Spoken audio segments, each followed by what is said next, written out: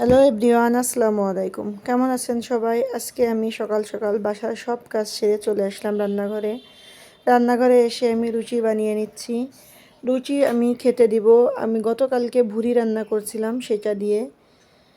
তো প্রথমে লুচিটা বলে নিচ্ছি, বলে লুচিগুলো সেঁকে নিব।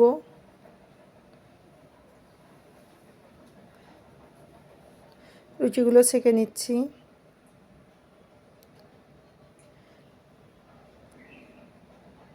একটা পরোটাও বানিয়ে নিব, সেগুলোও ছেঁকে নিচ্ছি।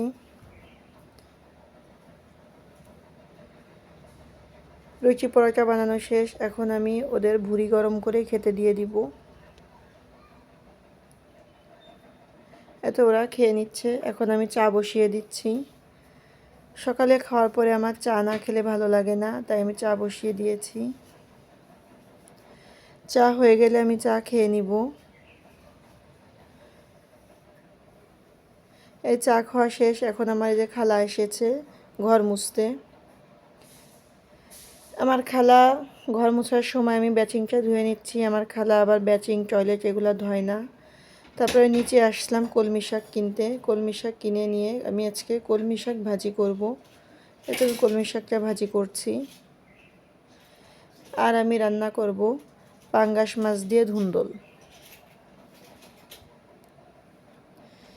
তো আমি এখানে সব জায়গায় পাকা মরিচ দিয়েছি, কারণ আমার কাঁচা মরিচগুলো পেকে গিয়েছে, তাই পাঙ্গাস মাছগুলো ভেজে রান্না করছি। কাঁচা মাছ রান্না করলে ওরা খেতে চায় না। তারপরে খাওয়ার পরে আমি মোমো বানাচ্ছি। মোমোগুলো বানানো হয়ে গেছে। এখন সবাই মিলে মোমো খেয়ে নিব।